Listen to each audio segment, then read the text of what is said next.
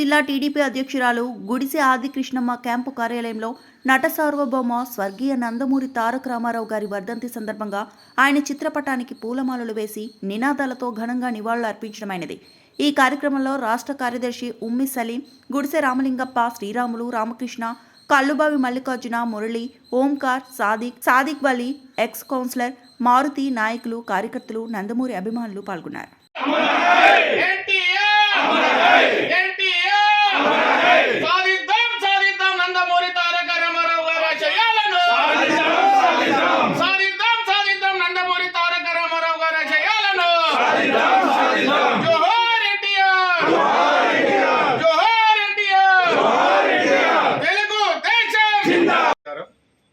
ఈరోజు స్వర్గీయ నందమూరి తారక రామారావు గారి వర్ధంతి సందర్భంగా మా కర్నూలు జిల్లా పార్టీ అధ్యక్షురాలు గుడిసె కృష్ణమ్మక్క ఆదేశాల మేరకు ఈరోజు ఆదోనిలో ఘనంగా సీనియర్ ఎన్టీఆర్ గారికి నివాళులు అర్పించడం జరిగింది. ఆయన 1923 మే 28న జన్మించడం జరిగినది. ఆయన ప్రపంచవ్యాప్తంగా కోట్లాది మంది ప్రజలకు అభిమానుల్ని సంపాదించుకోవడం జరిగింది. ఆయన రెండు రకాలుగా ఆయన కోట్లాది మంది అభిమానులు సంపాదించుకున్నాడంటే, ఒకటి సినీ రంగము, ఒకటి రాజకీయ రంగము. ఆయన ఏది చేసినా కృషి అంతా కూడా ప్రజల కోసం, ప్రజల మేలు కోసమే. ఆయన సినీ రంగంలో దేవుడు ఎట్లా ఉంటాడో ప్రజలకు తెలియదు. ఆయన ఎందుకంటే శ్రీకృష్ణుని పాత్ర అయితేనేమి, అర్జునుని పాత్ర అయితేనేమి, రాముని పాత్ర అయితేనేమి, వెంకటేశ్వరుని పాత్ర అయితేనేమి, దుర్యోధనుని పాత్ర అయితేనేమి, ఆయన ప్రజల్ని అట్లా దగ్గరయ్యి ఆ రోజుల్లో ఆయన కోట్లాది మంది ప్రజల్ని అభిమానం చేసుకోవడం జరిగింది. అలాగే ఆ రోజు ఉన్నటువంటి వర్గాధిపత్య రాజకీయాలను చూసి ఆయన తెలుగు ప్రజల ఆత్మగౌరవాన్ని నిలపాలని చెప్పి 80వ దశకంలో రాజకీయ రంగ ప్రవేశం చేయడం జరిగింది.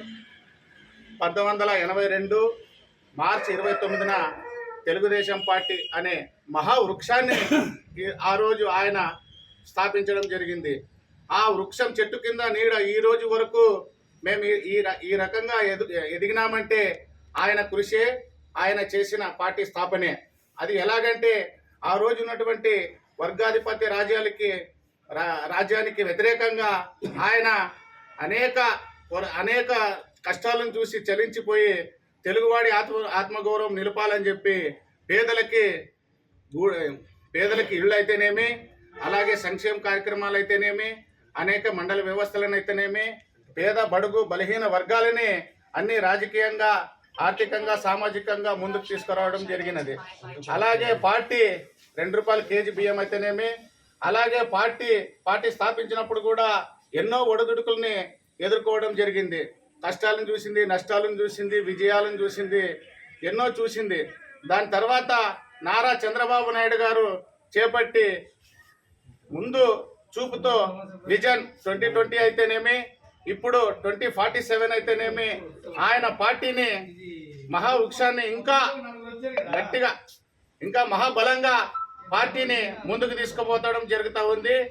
ఈరోజు మేము చంద్రబాబు నాయుడు గారి నాయకత్వంలో నారా లోకేష్ బాబు గారి పోరాట స్ఫూర్తి అయితేనేమి, ఆయన కూడా ముందు చూపుతో ఎంతో వాళ్ళ నాన్నగారి పార్టీ ఆశయాలను ముందుకు తీసుకుపోతున్నారు.